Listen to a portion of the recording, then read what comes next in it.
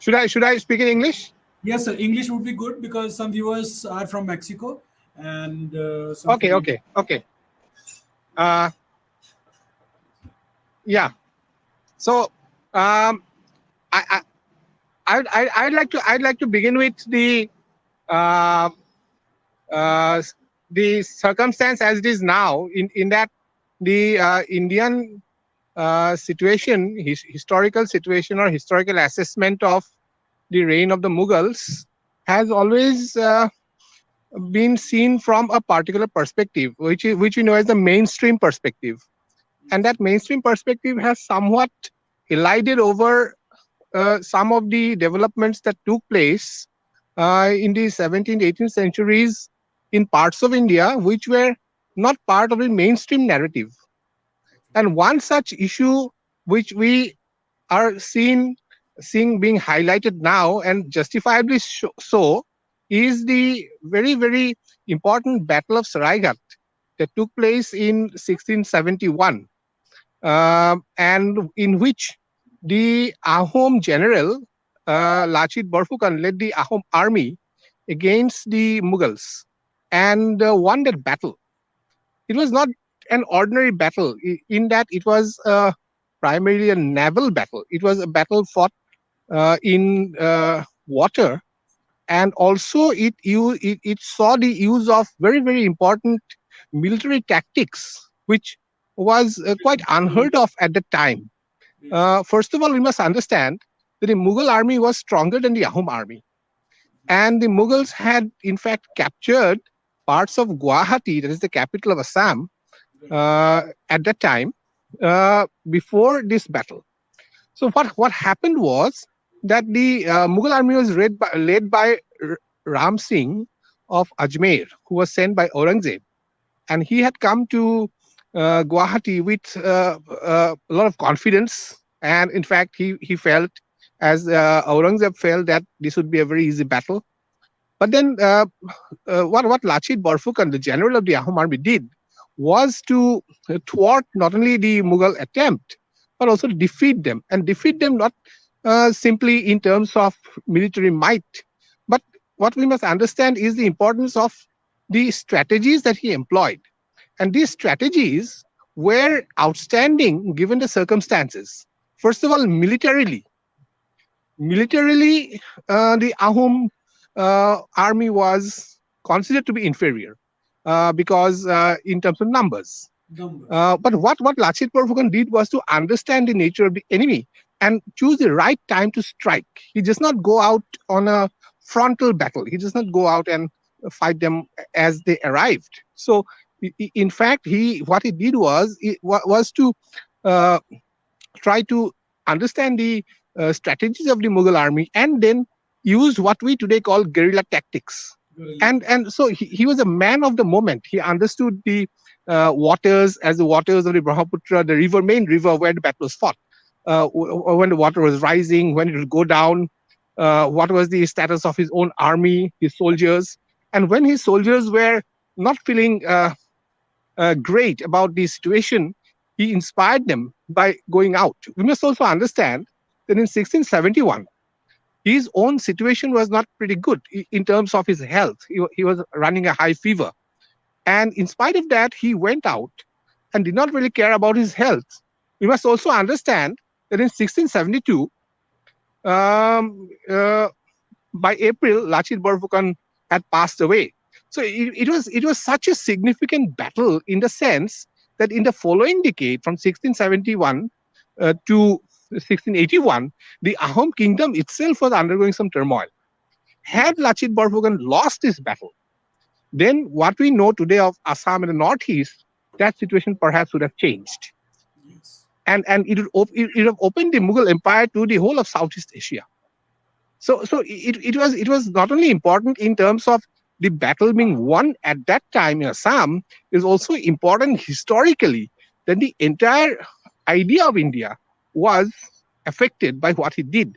And the importance of Lachit Borphukan is that this is not something that is known outside of the Northeast that much, or as it should be known.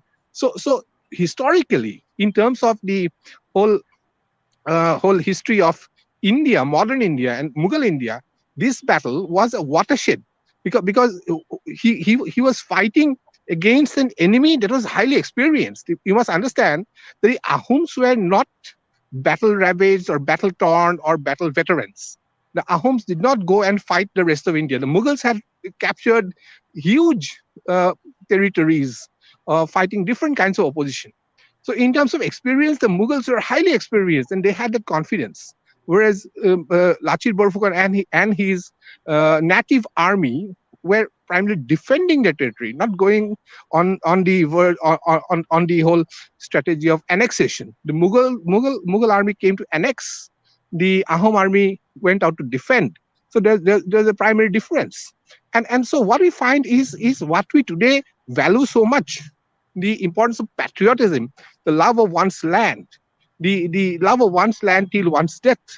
And he worked through two primary strategies. One is fortification, how to fortify your land, how to defend your place, and how to use your own land as a strength to understand one's land and also understand one's enemy. So these were strategies which militarily were so significant at the time, which people outside of Assam are not aware of. So it is extremely significant that this message should go, that here was a historically significant battle led by an outstanding leader Yes. who was, when you look at him, what we do see is that we don't see great armaments. We don't see him heavily loaded or very well defended in terms of the strength. So it is not merely military strength, but it was the mind, the application, the understanding of land, and of course the love of the country. So this significance is something that we cannot undermine and need to highlight more and more to see what kind of a legacy we have in the figure of Lachit Borphukan. Dr. Chaudhary, do you feel that Lachit Borphukan should, get more recognition in history, which we Yeah, yeah, currently yeah, yeah, really have? yeah, yeah. Mm-hmm. Because if you go by the textbooks and other things, Huh. we don't feel that much recognition he got. Yeah, obviously. First of all, I think he's underrepresented. Yes, yes, He's and under. a battle against 75,000 Mughals with few Yeah, thousand of yeah, homes. It is a very yeah, very huge difference. yeah, yeah. No, and you must understand that this was not one battle. I think Yes, there are lots of battles.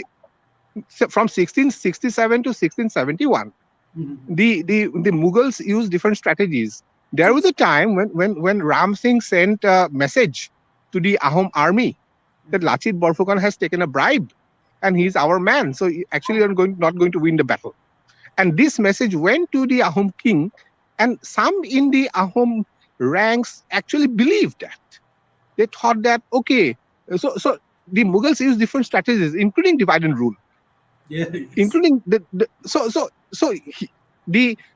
was this minister in the Ahom ranks was Atan Buragohai, who believed in Lachit. Okay. So what we understand is that Lachit Borphukan was not simply a hero in terms of him being a soldier, but he was also a loyalist. He was a loyalist to the system. He supported the system. He supported the governance model and went along with it. So he was not a superhero in terms of extraordinary powers. Yes. So he was very much a human, but he utilized that and the love of the country. Yes. And That is so significant. yes, yes, yes. Okay. Okay, Dr. Chaudhary, it was very nice to have you on this platform and to enlighten us about Lachit Borphukan. And thank you very much. And thank you. And whenever in future we'll require, we'll have you on this forum. Muchas Thank gracias. you. Thank you. Thank you. Thank you so much. Thank you so much. Thank you.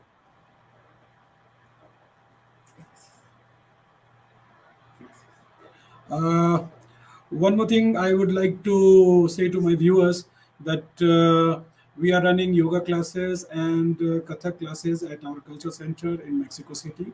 So we have a very wonderful team here, and they are very experienced and very highly qualified teachers. So please, please, please join us and take the advantage of these classes. Thank you very much. Muchas gracias.